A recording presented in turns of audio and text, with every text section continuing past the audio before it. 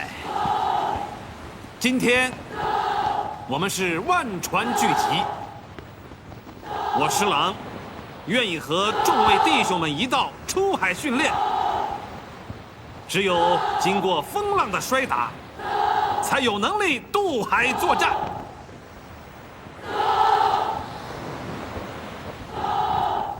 施大人，这样的天气能出海吗？将军大人是怕晕船吧？嗨，我哪是胆小啊！我们满人善骑快马，也能渔船呢。这种风浪的天气最适合在海上训练。大风大浪，多好的机会啊！站稳了，小心晕船。别吓唬我，我腿都软了。这点小风小浪算什么？有施大人在，再大的风浪，我们也不怕他们。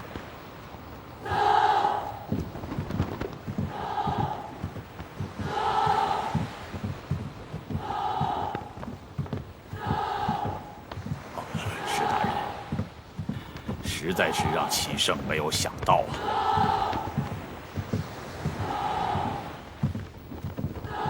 啊！施大人，这5个月来，我这颗提吊在嗓子眼里的心，时刻为你水师战备着急。哎，你那淘汰老弱士卒，招募青壮健勇，可是好玩的吗？自古以来，财兵招祸，太兵难惹。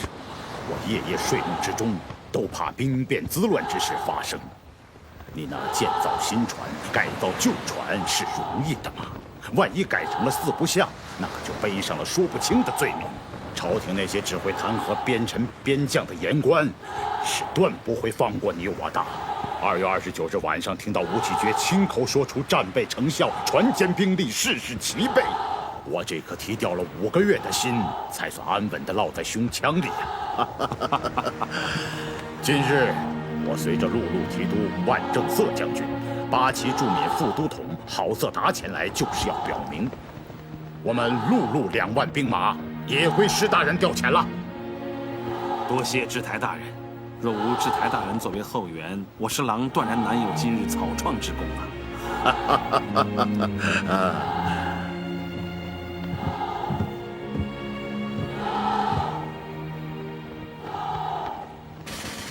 准备起帆，准备起锚。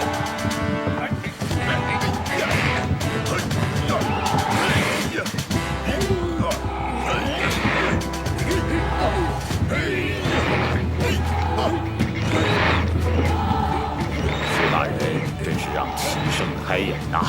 啊，施大人胆略过人呐，敢为齐胜之所不敢为，终成齐胜难成之事。在短短5个月里，就使福建水师改变了面貌啊！其情其志，其劳其功，都为民省文武官员树立了榜样。我等昼夜兼程赶来，就是为了一睹今日福建水师之风采。眼前这福建水师阵容，真是不同凡响啊！兰里啊，末将在。今日海上风信如何？据末将观察，水师操练的海域大风大浪，浪漫船头。哦，这么神呐！你判断无误？若末将判断有误，甘愿受罚。此刻仓促出海，能否做到行令船开呀？战备之道在于令行禁止。要是将军命令开船，末将即刻扬帆。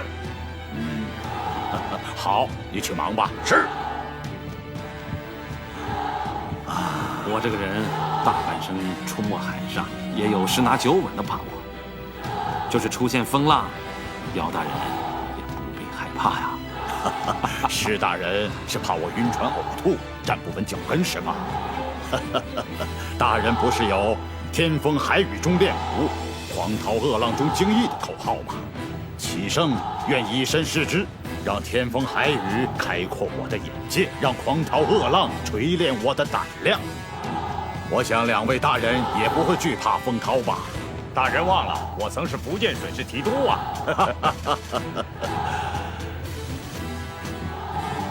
吴启觉，臣在。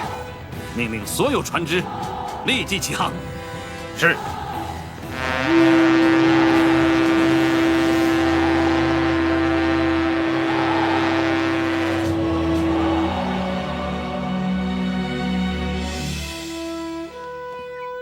七绝啊，这2天我苦思冥想，更加坚定了我专征的念头。这一点我是能理解的，要不然我看这一仗，恐怕是打不赢啊。你也看到了，今日出海操练的狼狈相，和你一同出征的那些大人，我看没有一个能上得了阵的。他们啊，快把苦胆都吐出来了。只有姚启圣姚大人死活坚持着没趴下。我看，那也是怕在我们面前落下一个不能水战的名声吧。4人同征，我倒不反对。我也不想独揽平台之功，我也不要求他们都站在战船上去指挥作战，只要他们不扯我的后腿就行了。现在看来，4人同征，必处处掣肘啊。大人，记得瀛台赐宴时，我就跟您说过，到了福建，您不是主帅，说了不算。纵使您决心再大，谋略再精，一切也是徒劳。没想到如今一切果真应验了。那时候我只是朦朦胧胧地感到日后会有麻烦，没想到会这么棘手。七绝啊，你在皇上身边待的时间长，你最了解他的脾气、为人、思考和习惯。你说说，如果这道折子递上去，会有什么结果？我想皇上一定会生气的，因为这事太难了，所有的大臣都会反对的，轻的会指责你争权争功，苛刻者一定会攻击你有独揽全功的野心。况且他们的话，皇上也是很容易听进去的。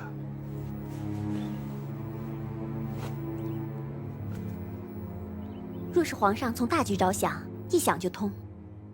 一个和尚担水吃，2个和尚就得抬水吃了。现在平台简直就是一群和尚，那岂不是没水吃了？皇上那么睿智，难道连这里的弊病都无所察觉？皇上非但明白，甚至还大得其道。这么说，你认为皇上是有意识这么安排的？如若不是，就没法解释了。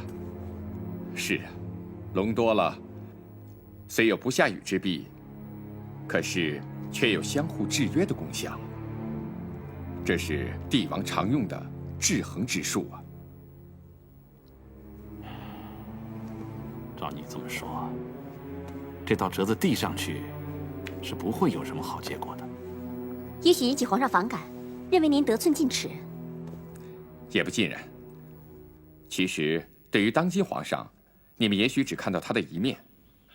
皇上经常做出惊世骇俗之举，喜欢独辟蹊径，刻意免俗，而且他还特别注意自己的皇帝尊严，喜欢独树一帜。皇帝尊严？什么意思？你说说看。说到底啊，皇上最怕史家在未来的清史里给他记上败笔。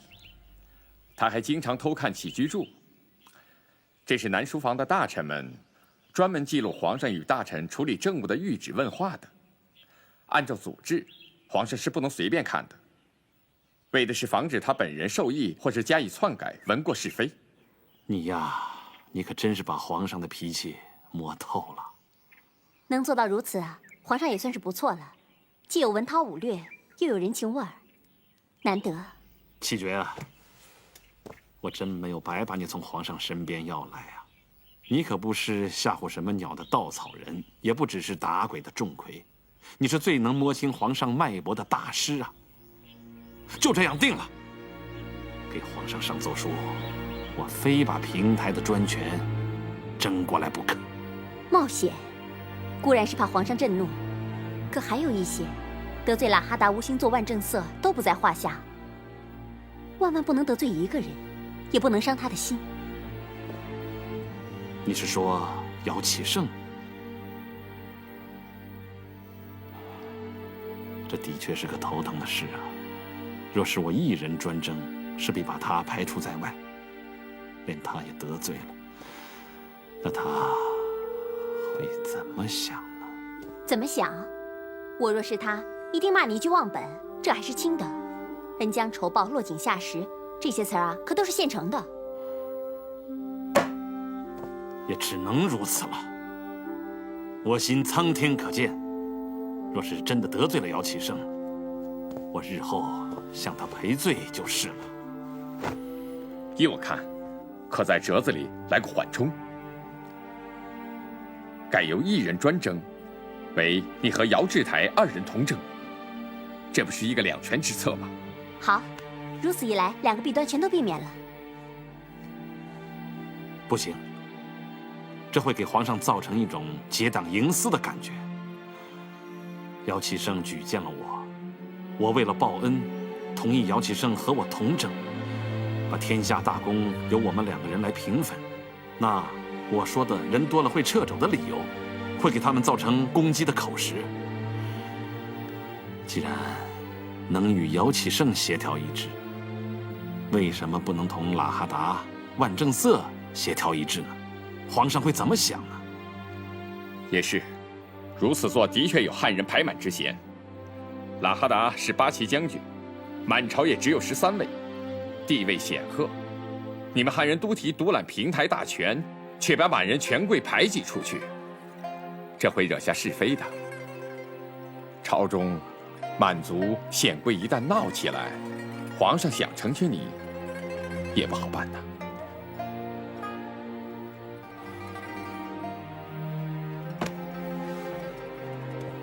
我意已决，就这么定了。宁可得罪姚启胜，也要向皇上要求专征。我还是以为不妥，要不先征询姚大人的看法，或把写好的奏章让他过目，总算没有越过他呀。不行，绝对不能告诉他，他会反对的。您这不是掩耳盗铃吗？您上了奏书，通常由兵部抄下来给官员看，即使留中不发，这天下也没有不透风的墙呀。父亲，你怎么幼稚到这种地步啊？哼！你敢教训起我来了？你连对不起朋友的事情都做得出来，我真替您羞愧。阿爸，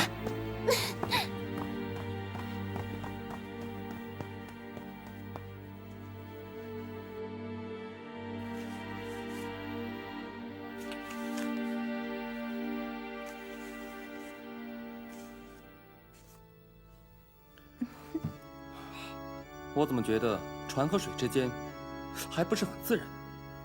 没有啊，我觉得挺逼真的。反正都是应景的东西嘛。画了大半天了，你歇一会儿吧。咱们俩钓鱼去怎么样？好啊。你是不是又和姚云姐一起去？干嘛叫她呀？就咱们俩去，和上回一样，坐小船到深海去，咱们钓大的。嘿，你又说上次钓鱼的事，那次你一条都没钓着。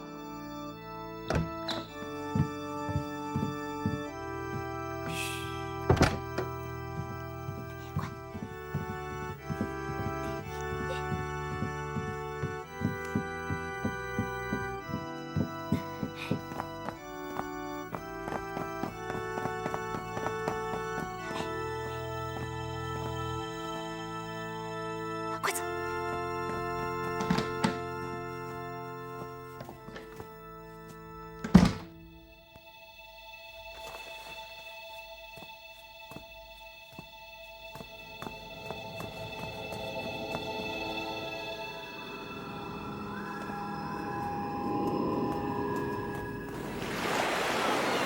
哎呀，快看呐，海鸥！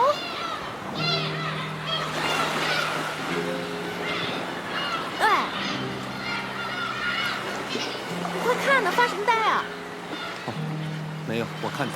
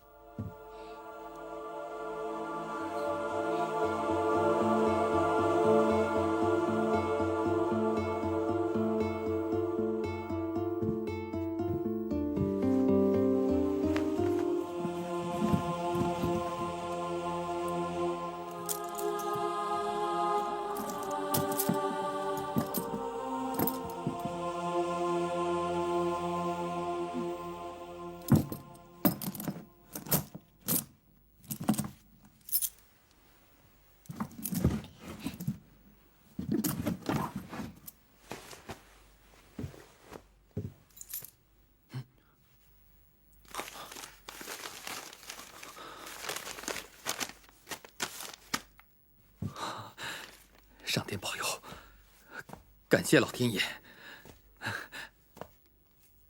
哎，你说海葵这丫头怎么没把图毁了呢？哼，因为她爱你啊，爱屋及乌啊，不然确实没法解释。你真能胡说。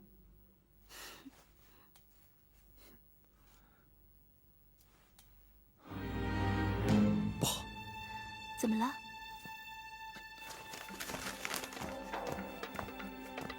快，把图即刻拿走，藏到别处去。万一海葵知道东西丢了，第一个怀疑的就是你。我们两个出海钓鱼，只有你一个人留在家里，有充裕的时间可以偷图。再说，这张图对别人来说会是一张废纸，他知道，只有对你我有用。你就100个放心吧，他永远也不会来找麻烦的。为什么？因为他箱子里那张图还在啊。你说什么？你画了一张假图放在箱子里？是啊，我胡乱画了一张，也撕成2半，反正海葵也不知道图里画的是什么。你太聪明了！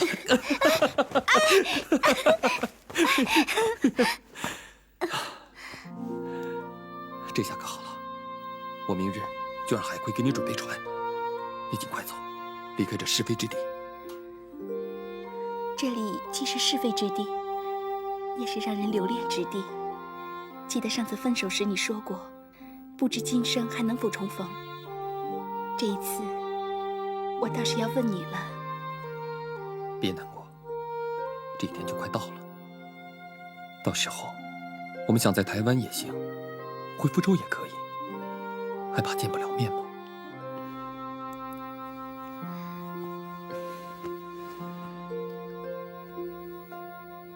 你怎么了？我不敢说出来，总有一种不祥的预感。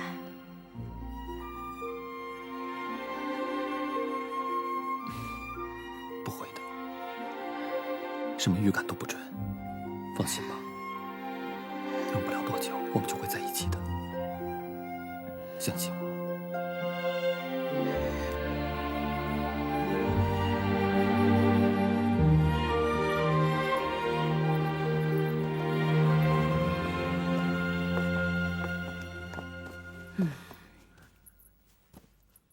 以后，你们多做点自己的事，好不好？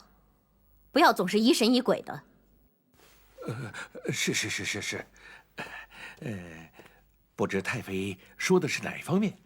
说出来，洪旭以后也好长点记性啊。哪方面？把那个什么鬼奸细画的什么图拿出来给我看看，好叫他们去抓人。是娘娘。打开给他们看看。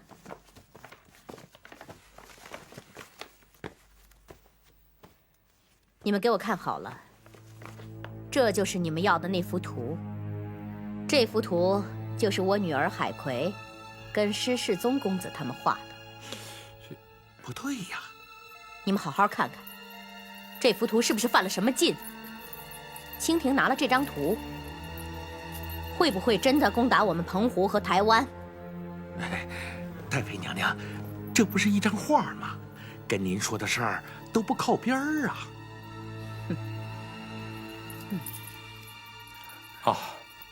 太妃别误会，臣也是听别人传说，臣也是为了台湾的安危考虑。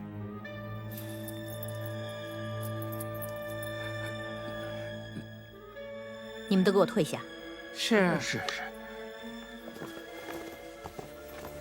你们也退下！是。还有你，走。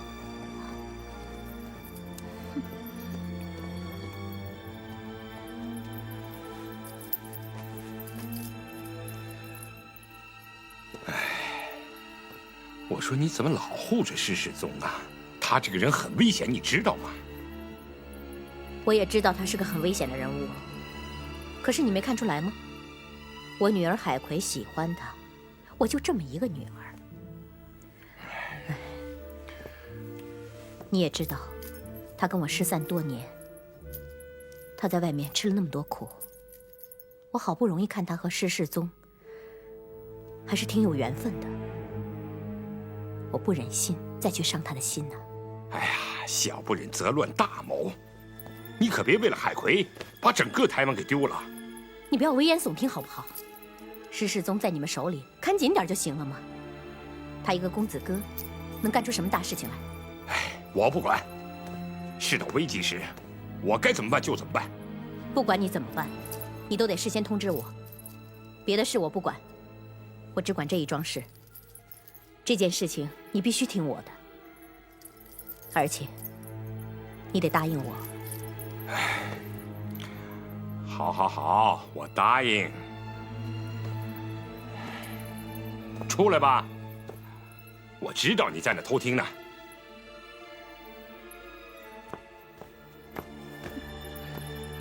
怎么，我娘说话我不能听吗？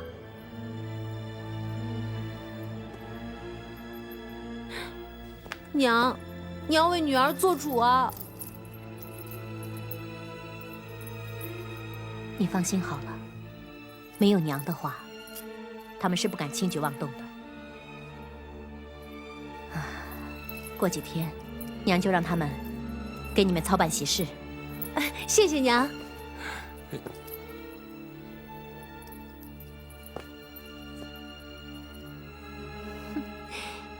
他们让唐太妃训得屁滚尿流，就跟夹尾巴狗似的。这下好了，再也没人敢打我们的主意了。打不打主意都跟我没关系了，我得走了。啊，海葵能帮我弄条船吗？什么叫弄一条船？我让他们派一条船送你回去。当年你是送傅卫林过来的，也正经是使者呢。对了，你打算什么时候回去？当然越快越好了。你就不能等几天吗？太妃吩咐下去了，要给我办喜事，咱俩也好过一场。等喝完了喜酒，办完了喜事，再走也不迟啊。你可是答应过给我做伴娘的呀。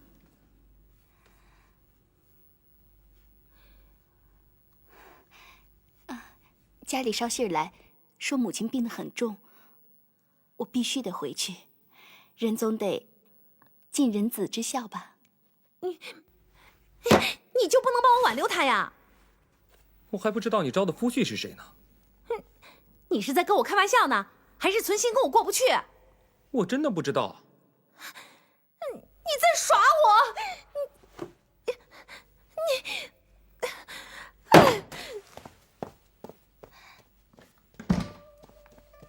你看你这是干什么呢？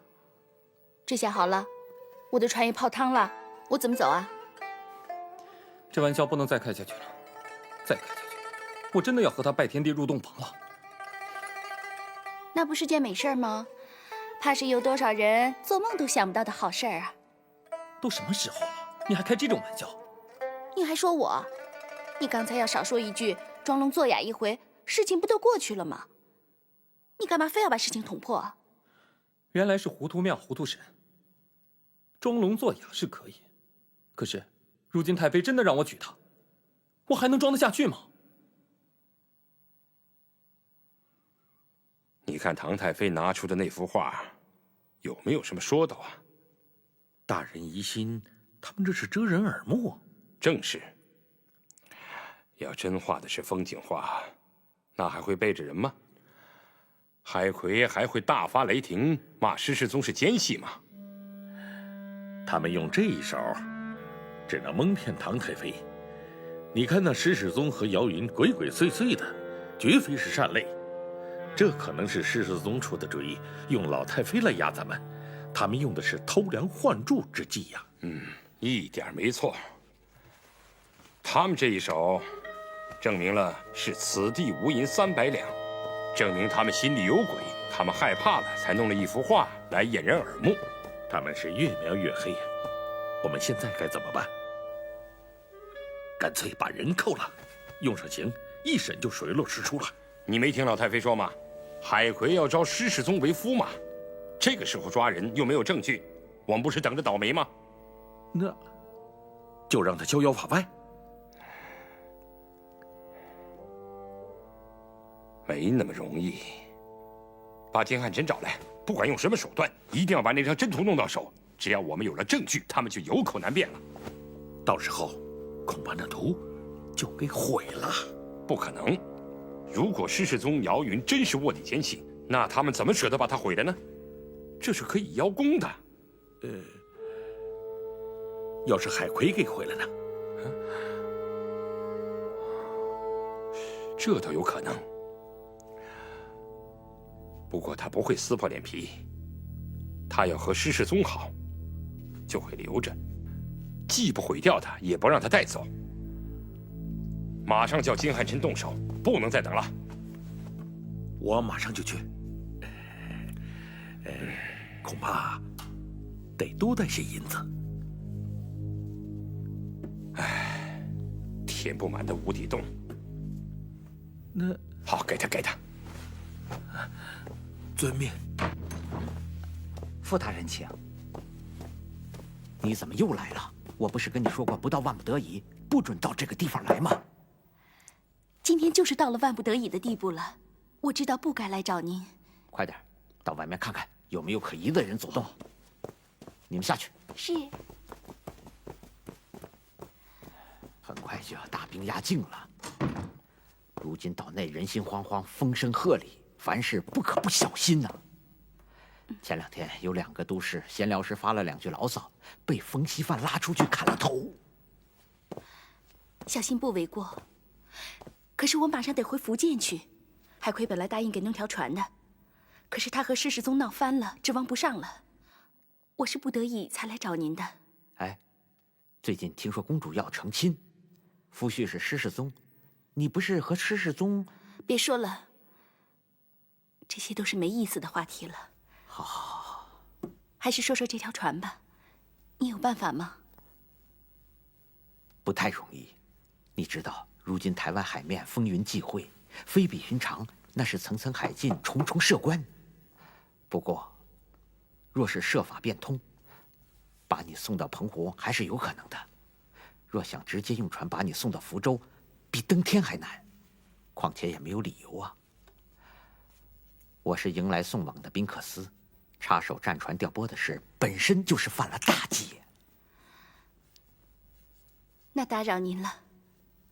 我也知道，这事不容易。哎，你先别着急走啊，难归难，我没说不想办法呀。不过得从长计议，那可不能着急呀。可是傅大人，我可不能等了。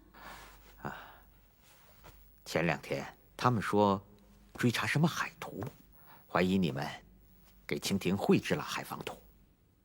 你这次急着回去，是不是跟这张海图有关呢？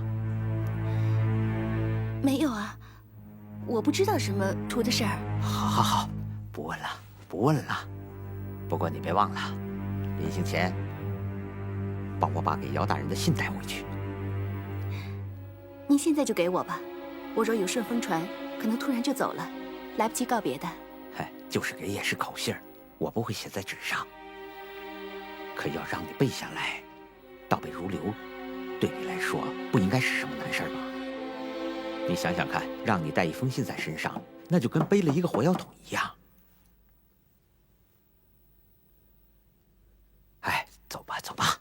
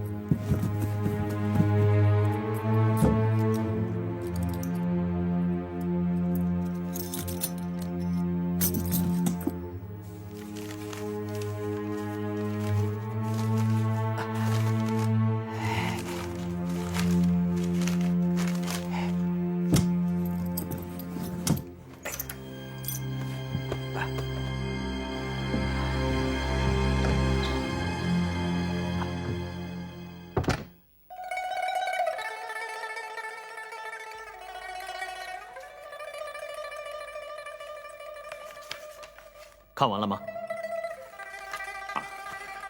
臣看了2遍。看2遍肯定比朕看1遍领悟更深。你说这个施琅是不是有些不识抬举？回皇上，按一般道理讲，是不识抬举。什么是一般道理？难道还有一种道理能替他开脱，说他这是识抬举吗？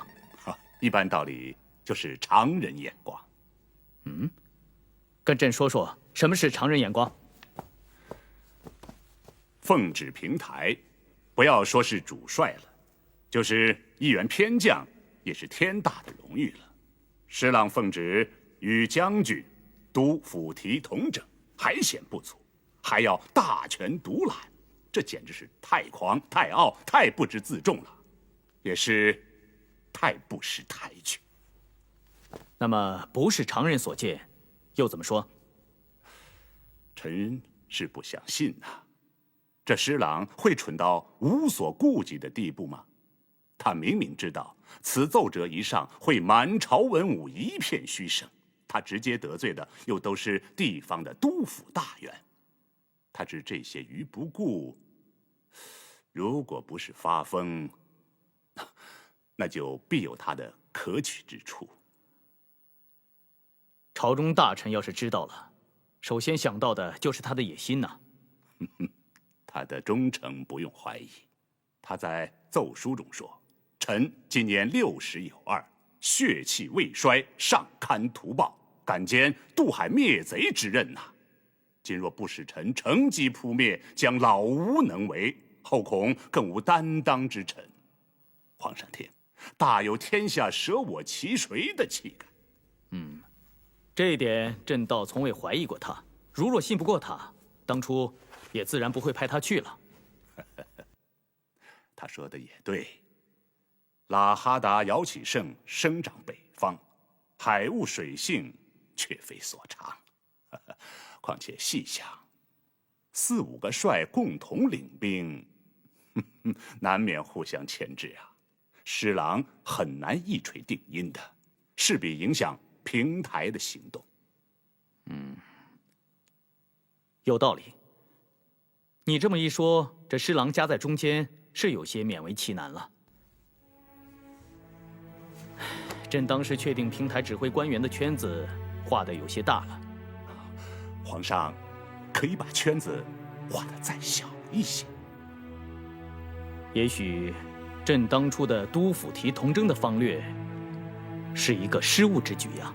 不，半年前皇上同征的决议是正确的、英明的，既含有协谋合律、各施所长之旨，也含有互相制约、互相制衡之意。不如此，不能使施琅复出啊！这是皇上的精心安排，是当时唯一正确的选择。现实状况是情况变了，作战方案成了眼前的焦点。不幸的是，姚启圣和施琅在对台方略上意见相左，且观点完全对立，终于导致了这场争权专政事件的出现。平息这场事件的唯一正确途径，就是判断哪个对台方略的正确。现实情况是，福建陆路提督万正色、八旗驻领将军喇哈达都站在姚启圣的一边，而施琅的拥护者，从他的书奏上来看，只有施琅一人。你的一席话使朕茅塞顿开。1年前施琅提出鹰角御府方略时，不是赞成者寥寥，而反对者甚多吗？看来这种督抚提同征的方略是该改变一下了。皇上打算如何改变呢？必须确立同征关系。你觉得以姚启圣为主，施琅为辅如何？这种以文治武的传统安排，会使诸王大臣满意。会使姚启圣满意，会使事件平息，侍郎也会忍气吞声地服从。但是，施琅的才智能够充分发挥吗？姚启圣有把握做到决战疆场吗？一切又回到了1年前的老样子。晋军彭台大计，又要半死半活的拖延无期了。可是，若以施琅为主，姚启圣为辅呢？这种以武治文的魄力安排，会使诸王大臣哗然，会使言官鼓噪，会使姚启圣难堪，也会使施琅在福建的处境更加艰难。因为这种违反组织朝制的安排，是诸王大臣绝对不会同意的。他们一定会想尽一切办法，在朝中掀起一场更为激烈的口水战。皇上有把握解除这种组织朝制的束缚吗？有把握去应付一场更为激烈纷争的交战吗？真是一场难以理顺的人际关系。若是旁人倒也好说，可是这个施琅与姚启圣，哪个在前哪个在后都不妥，可是又必须断出谁先谁后。看来朕要在组织朝制面前经受一场考验了。皇上，兼听则明啊！皇上忘了上房宝剑了。你是说吴启觉？正是。他倒是给朕送来了密折，虽然未提及同征专征之事，倒也有他的所见。他怎么说？他跟朕说，施琅初到福建，水师涣散，一团糟，连兵饷拨发都不能及时，是事事处处掣肘啊。不对呀，施琅在奏折上表彰福建的督抚大员常备不懈，兵饷充盈，一切都井井有条啊。怎么何其大相径庭如此啊？哼，这就是施琅做人的精明之处。朕相信这个吴启觉说的肯定是真的，只是施琅不愿揭人家的短，宁愿通过自己的努力来实现他所说的状况，也许想以此报答姚启圣吧。做人能如此，也是难能可贵了。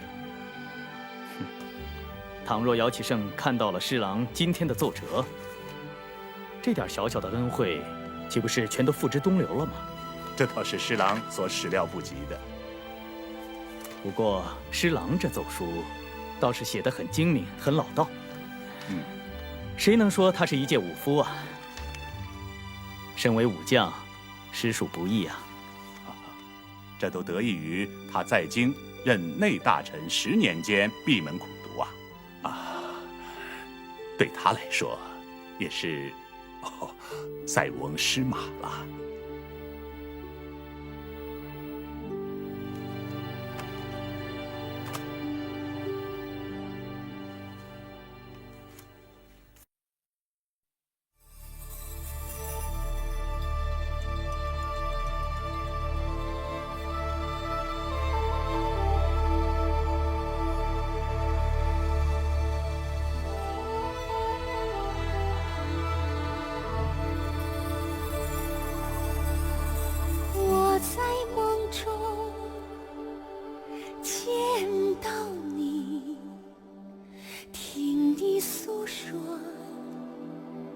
对我的思念，心